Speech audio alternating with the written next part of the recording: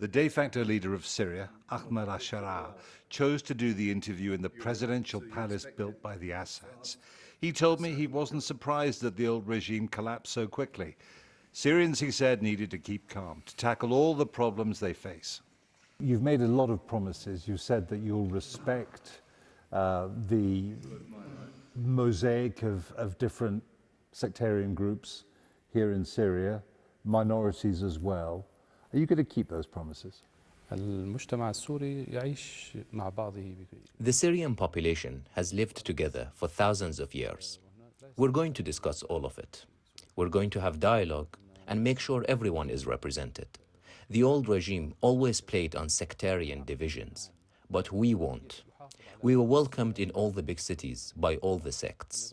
I think the revolution can contain everybody. So this isn't going to be some kind of a caliphate, or you're not going to make Syria into a country like Afghanistan, because you know that there are people who say that maybe you want to behave like the Taliban. There are many differences between Syria and the Taliban. The way we govern is different. Afghanistan is a tribal community. Syria is completely different. The people just don't think in the same way. The Syrian government and the ruling system will be in line with Syria's history and culture. So the culture of Syria includes rights for women, it includes education for women, it includes tolerance for people drinking alcohol. Is that all acceptable to you? When it comes to women's education, of course. We've had universities in Idlib for more than 8 years. I think the percentage of women in universities is more than 60%. And alcohol? There are many things I just don't have the right to talk about because they are legal issues. There will be a Syrian committee of legal experts to write a constitution. They will decide, and any ruler or president will have to follow the law. Let's talk about wider issues that you face. First of all, this country is broken. There is massive amount of destruction. The economy is destroyed. There are huge debts. How do you begin to start dealing with all of that when the country's under sanctions and when major powers around the world and the United Nations say that you are the leader of a terrorist group? That's a political classification. We haven't committed any crimes that justify calling us a terrorist group. In the last 14 years, we haven't targeted any civilians or civilian areas or civilian targets. I understand some countries will be worried by that designation, but it's not true. Now, after all that has happened, sanctions must be lifted because they were targeted at the old regime. The victim and the oppressor should not be treated in the same way. Foreign countries, powerful countries, their diplomats have said that that depends on you keeping your promises to respect minority rights and to run an inclusive political process. Can you assure them that you'll do that? And why should they believe you? What matters to me most is that the Syrian people believe me. We promised the Syrian people that we would liberate them from this criminal regime, and we did that. This is what matters to me first and last. I don't very much care about what will be said about us abroad.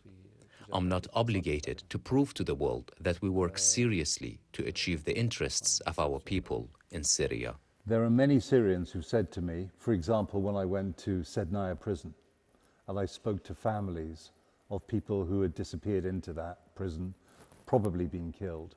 And many of those Syrians say they can't face the future until they get justice from the Assad regime. One man said to me, I need to see Assad's people hanging in public, dead.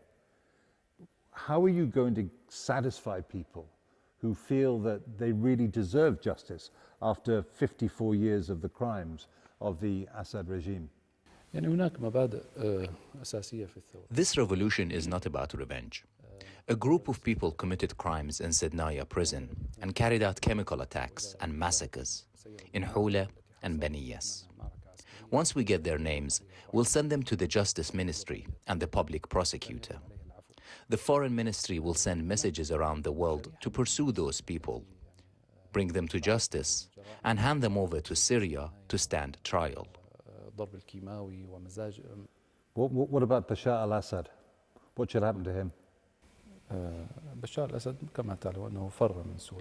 al-Assad, as you know, has fled Syria.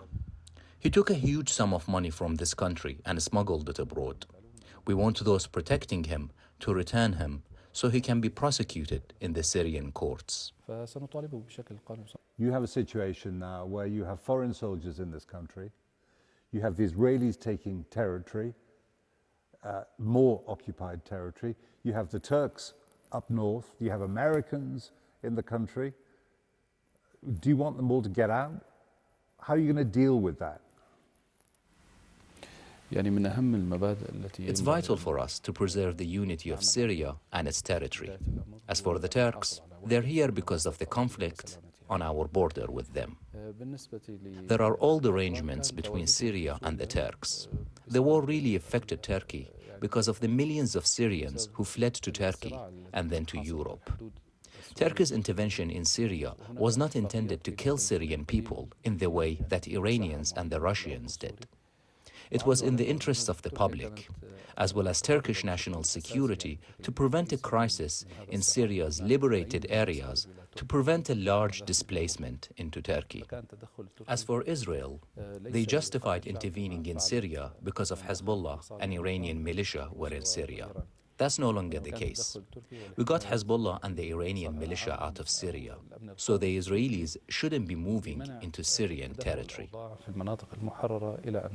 But you're not planning to try and fight the Israelis. You can't, can you? They're too strong. Syria is exhausted from the war, regardless of whether Israel is strong or not. Syria needs to get stronger and more developed. We don't have any plans to attack Israel. Syria will not be a threat to Israel or to anyone else. What about the Russian bases in Tartus and Latakia? Do they stay? Do they go? Syria and Russia had a strategic relationship. We can't end it quickly. And we want to develop our joint strategic interests in the future. Any relationship will be focused on Syria's own interest, security needs, and independence. So we are not in a rush to get Russia out of Syria, as some people think. We already opened channels of communication with them. We don't want a major conflict with any other country. We're not strong enough to face Russia, the United States, Israel, or Turkey right now. We want to open a dialogue.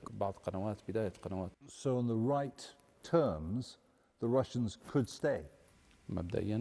In principle, yes.